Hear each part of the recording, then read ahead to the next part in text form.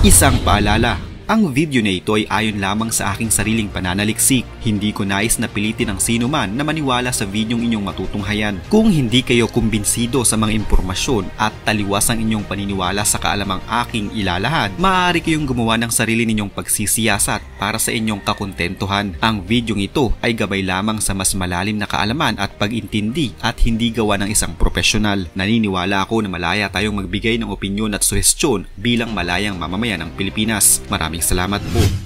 Kahit yata talagang anong klase ng gamit sa China ay hindi mo maaaring pagkatiwalaan. Kinokopya nila ang kahit anumang makita mo ngayon sa iyong paligid. Hindi na ito bago sa kanila dahil matagal na din nila itong ginagawa. Normal na lamang sa China ang kumopya ng mga kung ano-ano. Makahakot lamang ng maraming mga parokyano. Minsan, mas hinihigitan pa nila ang kanilang mga kinokopya at mas pinapaganda. Pero syempre, madalas ay pumapalya ang mga ito dahil iba pa din ang original at tumaan sa tamang pagpaplano at proseso ng pagkakagawa. Bilang kadalasan din naman sa mga kinokopya nila o kahit anong produkto o bagay na kanilang binubuo at ginagawa ay gawa sa mga mumurahing materyales at tinipid ang pagkakayari. Hindi na mahalaga sa kanila ang feedback ng kanilang mga consumers dahil ang mas mahalaga para sa kanila ay makagawa ng produkto sa pinakamabilis at pinakamurang pamamaraan. Pero tila mas lumalala na ngayon ang ginagawang pangloloko ng bansang ito. Kung maraming naglipa na ng mga fake na pera o panggagaya ng mga pera maging dito sa Pilipinas, sa bansang China, maging ang mga gold bars ay pinipeke na rin. At ang mas nakakagulat, binibili naman ito ng kanilang mga mamayan. Lingid sa kanilang kaalaman na peke ang mga ito hanggang sa madiskubre na lamang nila. Grabe talaga ang China. Hindi na lamang yata nila balak sakupin ang buong mundo. Mukhang gusto din nilang kunin ang yaman ng lahat ng tao sa mundo. Halina't alamin natin kung ano nga bang inilalagay ng China sa mga gold bars na ibinibenta nila at bakit nila ito ginagawa.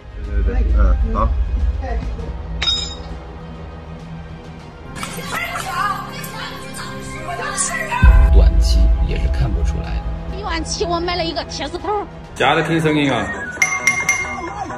但是这个确定是假的哦。真的声音啊！ 这里面就是铁吗？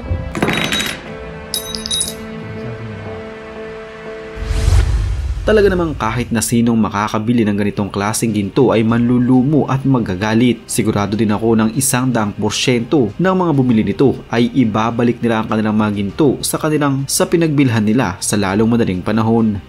Ang ganitong klaseng mga insidente ay talamak ngayon sa China. Maraming mga residente ngayon ng China ang naloloko at nabebentahan ng mga peking gold bars at malaking issue ito ngayon sa kanilang bansa. Paano nga ba nila itong ginagawa?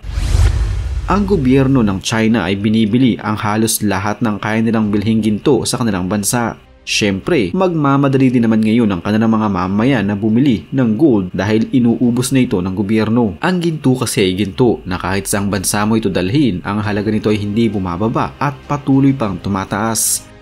Sa pagmamadali ng mga mamayan ng China na makabili ng ginto dahil baka maubusan na nga sila ng kanilang gobyerno, papasok ngayon ang mga mapagsamantalang kawatan at magbebenta ng mga peking gold bars mula sa mga bakal, tanso, aloy at kung ano-ano pang mga klase ng metal, binabalutan lamang nila ito ng ginto at ito ang kanilang ibinebenta sa mga parokyano nilang asang-asa na sa wakas ay mayroon na silang gintong magiging investment.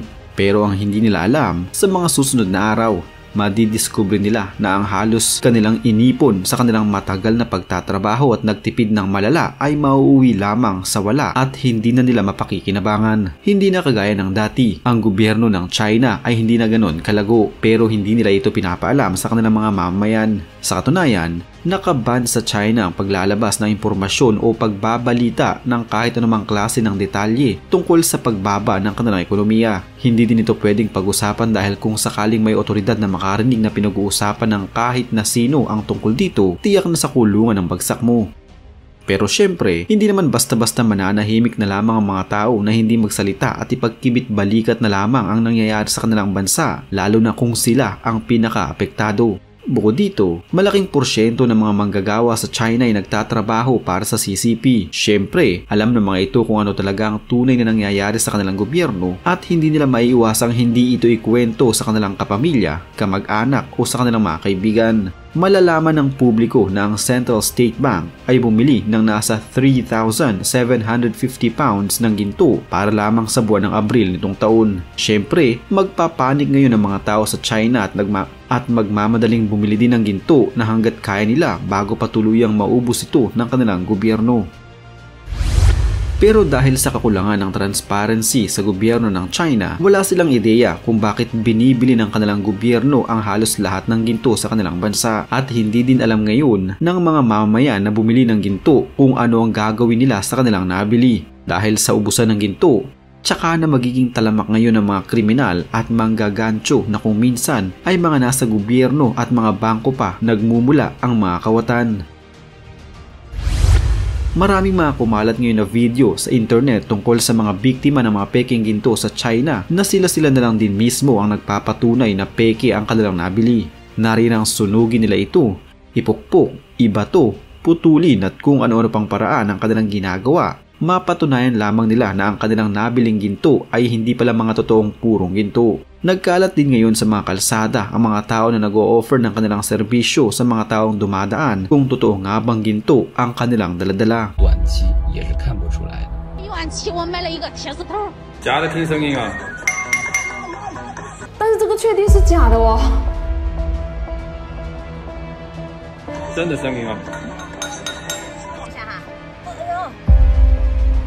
这里面就是铁吗？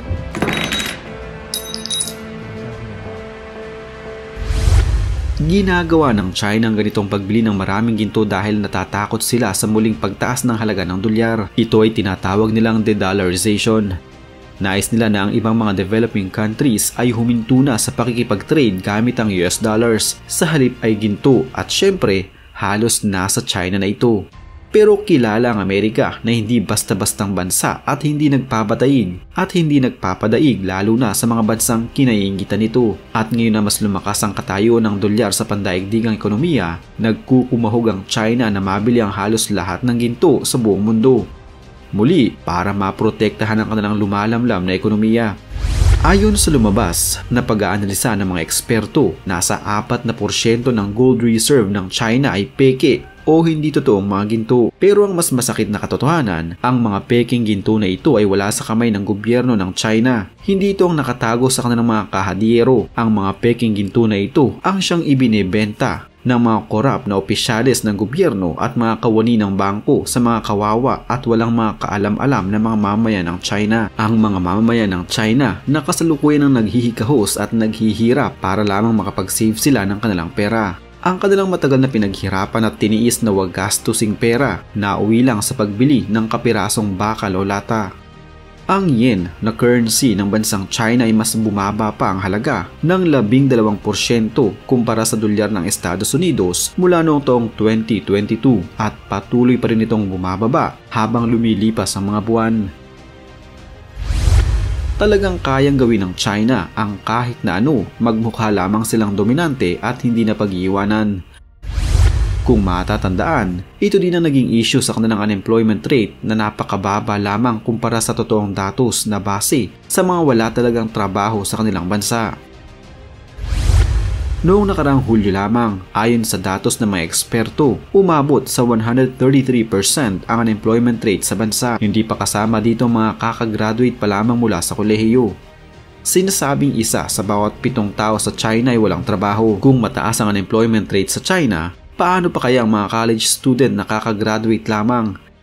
Sa dami ng mga nagsipagtapos ngayon pa lamang taon na ito ay maaaring kung isasama ang mga ito sa mga unemployed ay baka dumoble ang kanilang unemployment rate. Subalit ang datos na ito ay hindi pinapakita ng China tulad pa din ng dati. Ang kanilang gobyerno ay mahusay pagdating sa pagtatago ng mga totoong datos. Hindi nila ipinapakita sa publiko lalo na sa pambansang entablado ang tunay na kalagayan ng kanilang ekonomiya at gobyerno. Ang mga tao na nakapagtrabaho ng kahit 1 oras lamang sa loob ng 1 linggo ay kinokonsidera bilang mga employed. Nangahulugan nito ng kahit nag-deliver ka lang ng pagkain ng 1 beses at inabot ka ng 1 oras sa pagde-deliver at kahit 1 beses mo lamang itong magawa sa loob ng 1 linggo ay hindi ka considered bilang unemployed. Kung sakali din nakusa kang umalis sa iyong pinagtatrabahuhan o di kay voluntaryo kang nag-resign, hindi ka pa din may consider bilang unemployed. Yun lamang mga na-laid off na mga empleyado ang binibilang ng mga unemployed. Sa mga suburban areas naman, hindi sinasama ang mga rural area sa mga sinasurvey nila.